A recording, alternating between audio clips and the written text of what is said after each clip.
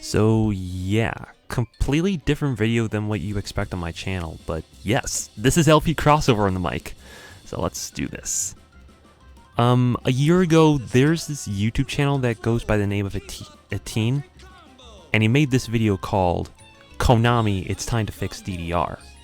When that video released, I had initial thoughts on it, comments kept flooding in, kept looking at them days after. Days turned into months, my thoughts kept getting stronger, especially when I bring it up to other players. It came to the point where my thoughts kept bothering me, and I want to explain everything without interruption. So here I am, making this video. So, side note, this is not about hating the video or the channel under any circumstances. This is all about thoughts from a different perspective, other perspectives, my opinions, and DDR's history to its current state. All of which was a pretty fun experience through last year and nerd out on. So with all that in mind, let's get started. So the first point, let's get this out of the way. DDR is expensive. Very expensive no matter how you bend it. It's also a big problem with other arcade rhythm games in overall.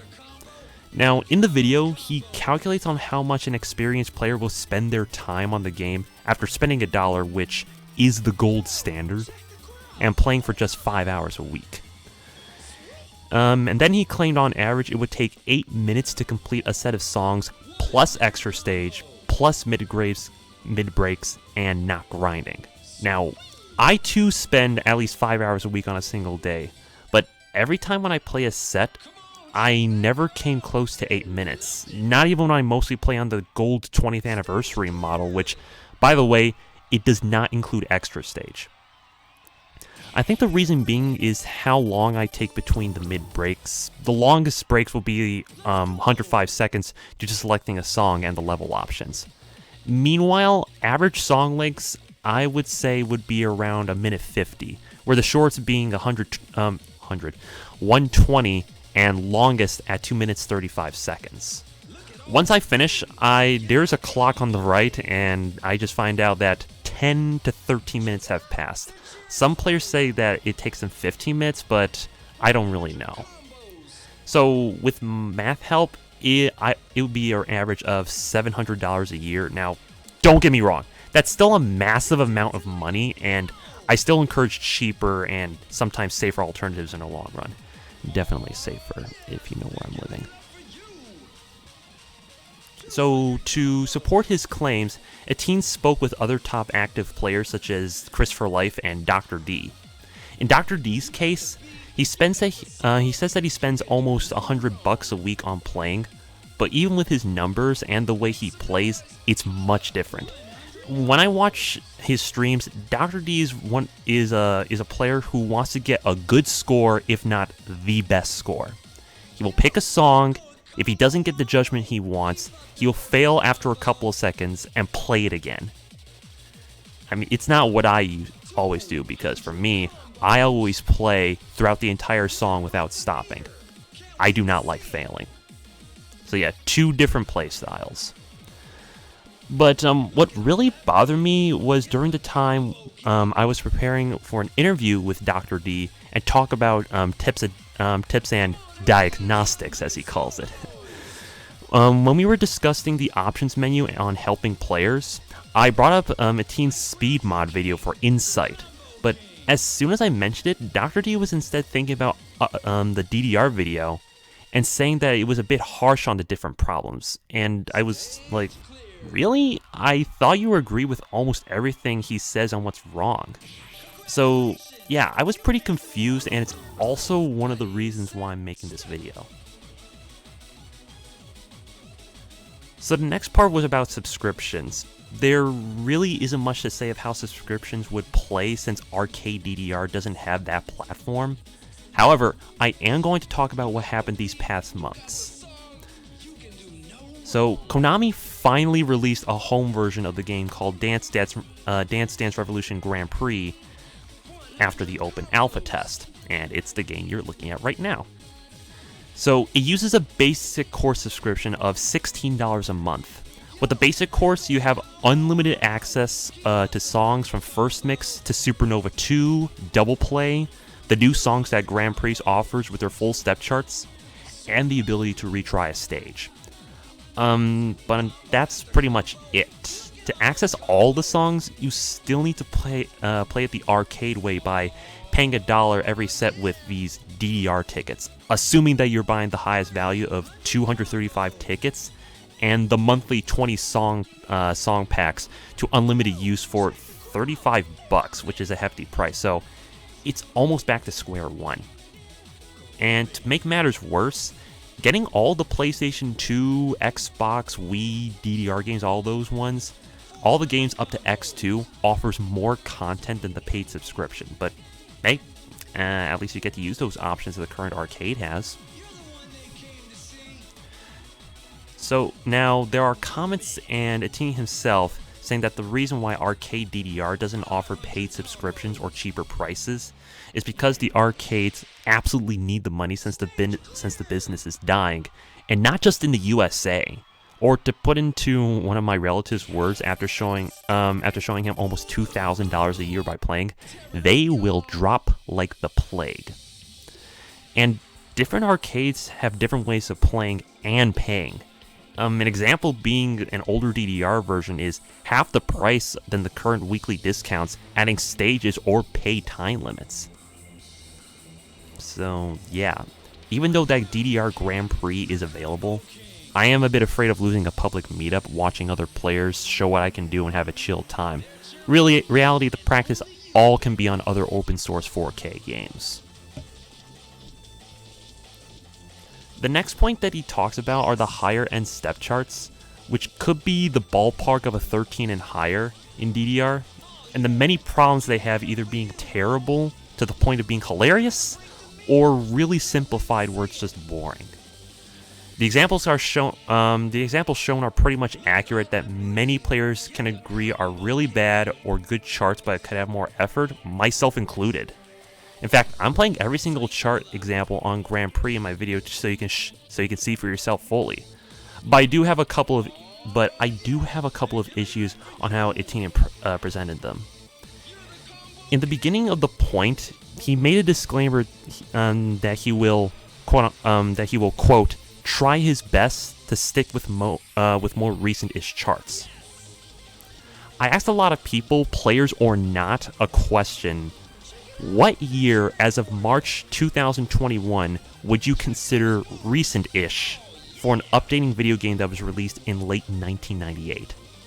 A majority of my answers, especially one of my relatives who is a microelectronics expert, said mid to late 2019 at earliest. Some people even going up to 2020. So, if I go by that logic, then none of these charts shown in the video are recent. Schrodinger no Neko, Life is Beautiful, Be a Hero, those are the latest examples, and they only reach August 2018. While the biggest gaps being Dead and Groove Radar Special are almost a decade and a half old, which is 2007. And there's also exceptions like Pluto the First, which appeared in 2011, but that was only its arcade debut. Its first appearance was also 2007, with even worse gimmicks, and hey, it was released alongside Supernova 2. But in my opinion, I think 2019 is way too recent. I believe that recent charts are mainly focused on the modern DDR era, so 2013 will be my spot with Somehow You Found Me being released with that challenge chart. But Supernova 2 being called recent? Okay, I guess. It's better to just sort by version to see a difference in quality in the charts. It's small, but it is noticeable. Chart relevancy, it's also garnered interesting problems when it comes to difficulties. I have no idea why Life is Beautiful does not have a challenge chart right now, but I can tell you why it never got one in the first place. Life is Beautiful was released with several other songs in a Bimani crossover event in 2018 called Bimani Summer Greetings. As with DDR, they were released by using the Extra Savior, and what do all these songs have in common instead of being gradual expert levels? Well, none of these got any challenge charts. And before you say Prey got a challenge chart, it didn't. It was released much later on a different event. If you want to know more about many of these songs' history, it's best to explain either in the comments or look up on the Remy Wiki. And hey, I have every single step chart being put on Stepmania. Besides, I don't want to drone you guys out for an hour of why Over the Period is one of the most important songs ever released in DDR, and I mean that truthfully. Now, I did laugh at that part of regarding the monkey who made those bad charts. But what if I told you that most of these DDR charts were made by the artists themselves? It may sound weird to you because the artists made their own song, so they gotta have good chart quality and the best knowledge out there, but no. Over the Period's charts were made by Tag, and also the guy who made Replicant Deignition. Remember Paranoia Eternal's old charts with the jacks? That was made by the remixer STM 200. The Roy Z rock songs from DDR 2013, the drummer made the challenge charts on his birthday. The Groove Radar special charts? Oh boy, Naoki made all of them. And hey, all the songs were made by Naoki himself. So putting all that aside, I also see comments talking about the biggest example, Life is Beautiful, Single Expert, saying that there's nothing wrong with the chart because it provides a good idea of what an easy level 16 could be like. Although, that chart's difficulty feels like on par with Max 300 in my opinion, and that's a 15. But that's not what Etienne is explaining. He already said that there is nothing wrong with the chart, and it's pretty good. But with the In the Groove example in his video, he's trying to tell that the chart can be so much more fleshed out on a challenge difficulty instead of being restricted to 16 streams at max. But all that said, really, I just see any chart as, well, a chart. Saying that charting in any rhythm game, no matter how easy, hard, ideal, nonsensical, terrible, solid, it's all really subjective, and everyone is allowed to have an opinion. I have my own opinions, Etienne has other opinions, everybody does. The fact that there are actually players out there who like playing Dead End Groove Radar Special or Pluto the First is beyond me, or having a speculation of DDR soon getting a level 20 when everyone still doesn't like playing 19s. But, okay, DDR was once promoted by Burger King. So, community involvement. This point is where I absolutely 1000% agree with. DDR, especially now, feels like that there's almost no hands-on community involvement. What DDR had back in the very early 2000s had more features for fans to make their own way of expressing a song, and nothing could be more senseless with the removal of edit mode from the current versions. Even with my subpar editing on charts, where people think that they're KONAMI-esque, I can guarantee that it will be better or provide a fun alternative than the highest difficulty charts in any song. Just let me have the chance to make that, and the community needs that chance again. And hey, I mean, Konami has been speculating edit mode in their surveys. Etienne also gave other features that the game would have, which I will list them off. Note sizing. I mean, technically they're in DDR, but it's only for sizes that it's not even worth touching. Note skins. There are a few, but this was a feature back on 5th Mix where you can make your own note skins. Even with monetizing, I'm sure this will not be a problem. Song search. With DDR close to reaching 1,000 plus songs, it would be best to have one. In fact, there's also a certain Bimani title that got that feature added thanks to an added touchscreen keyboard. But with 90 seconds on the clock, the 5 buttons would do just fine. And at this point, we really don't need to use a separate device to calculate a comfortable scroll speed to shift our speed mods. And mmod will definitely save that hassle. Now, before I talk about how I experienced a tournament setting in DDR, let me rant about the Konami Arcade Championships. I really can't find any words to describe how stupid and fundamentally broken this so-called World Championship is, of how they call it. The fact that one person from one region will qualify for the finals is not balanced in any sort. Even with the top 10 won't have enough points to compete with the number 1 player, they will at least put up a much better initial fight. The rules may be even worse to the point of no return. Literally. Tally up the total amount of EX score on a set of songs is not in any way, shape, or form a setting to find a skill in a player. To make it that much worse, there was an instance at the 10th KAC, the most recent one, where a player failed the final song, but still won because they have a higher EX score over the other player. How about a different failure, albeit rare? Sometimes someone fails in the middle of a song, only to have the opponent gather a massive score to the point that the other songs won't even have a chance to catch up. I just don't get it. I say I had a much better time with a different tournament setting back on Mistake on the Lake 3. It's a round-robin ballpark level pool where 4 players from different groups pick songs from 4 different levels. My pool was level 11 to 14, and compete with a best of 3. Opponents play the counterpick songs, and the third tiebreaker song will be a stage strike on 6 random songs in the group. With the songs I picked and the scores I got over my opponents, it really makes the KAC rules that much worse, and maybe I kind of exploited problems in this setting as well. Even though I ultimately lost, my winning counterpicks were almost no contest in point differences.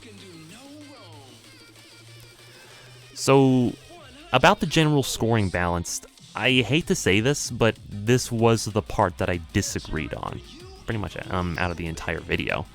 After playing DDR in a tournament setting, and playing other themes with different scoring systems, I prefer DDRs. Etienne's reason why both systems are bad is because EX scoring encourages players to miss much more than they should, while the official scoring punishes missing too much. My reason on disagreeing is not only is it confusing as with watching both systems at the same time, but also contradicted his previous answer when I asked him the same question around a year before this video released. His previous answer was, it forces players to MA, which is Marvelous Attack. So, the EX system tells players to score well and not score well?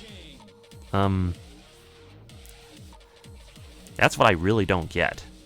Meanwhile, the official scoring works exactly the same way as EX scoring, except the judgment shifts down, in which the game would encourage you that you don't have to get the full 1 million points for a PFC, Perfect Full Combo, unless you want to go one step beyond, no pun intended.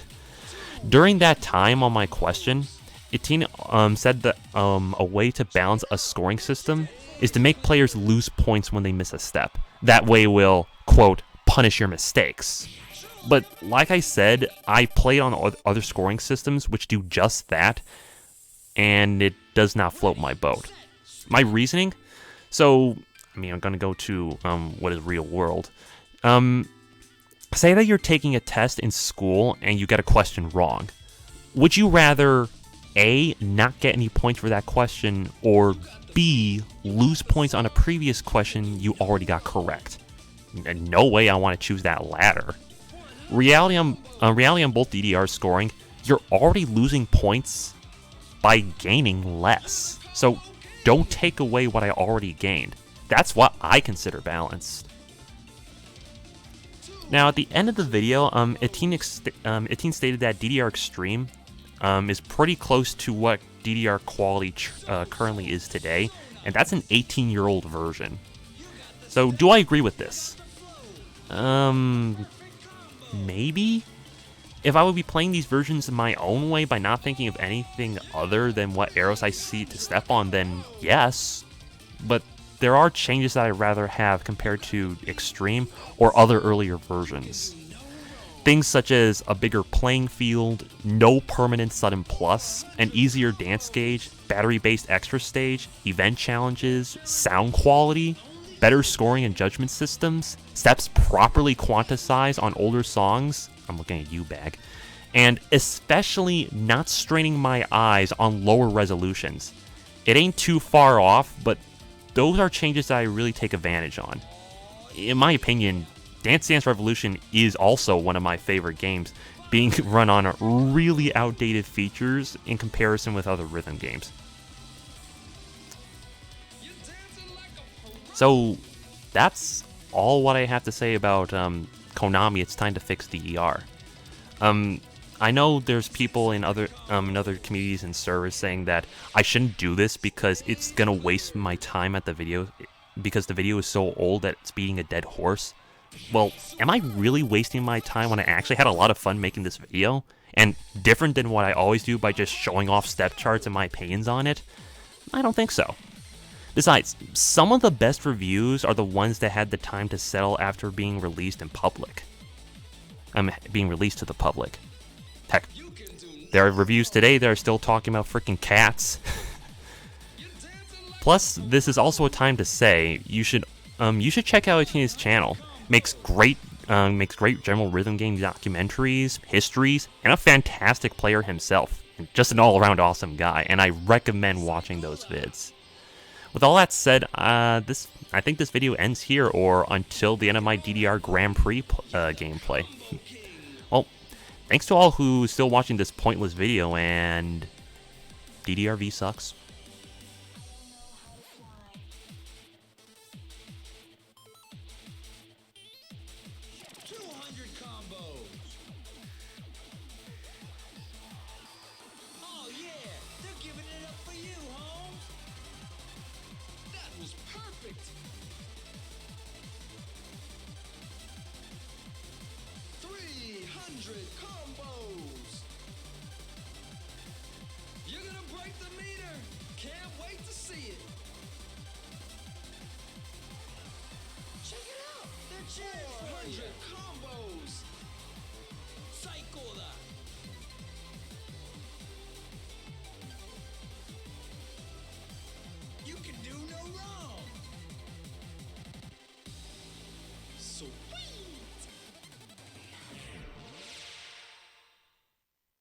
Stage cleared!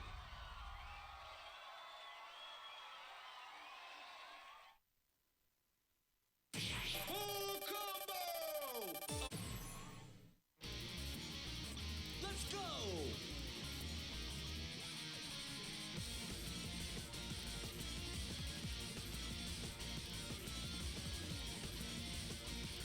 You can do no wrong! You're on fire! 100 combos! Make some noise! Holla! Whoop, whoop. You're on fire!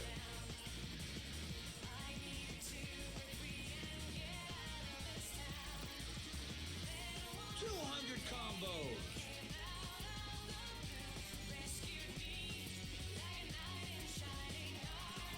Come on, everybody, make some noise. Oh, yeah, that's what I'm talking about. 300 combos. Yes.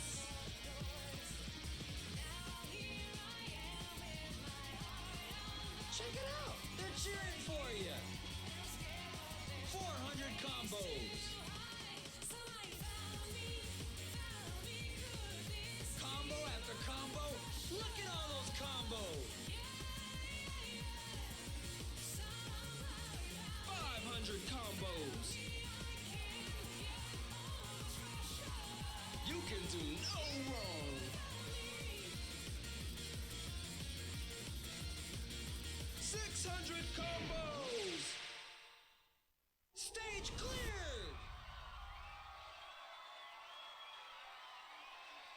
Wait a step! That was a full combo! Here comes the beat!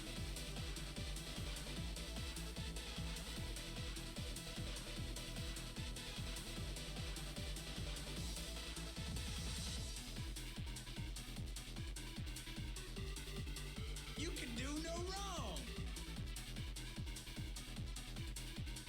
Oh, yeah.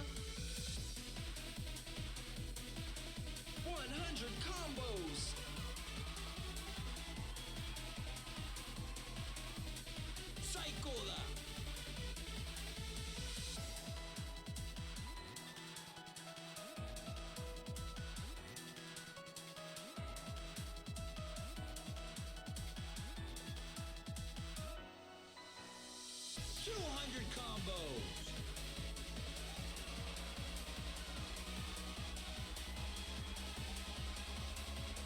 I crown you king, the combo king.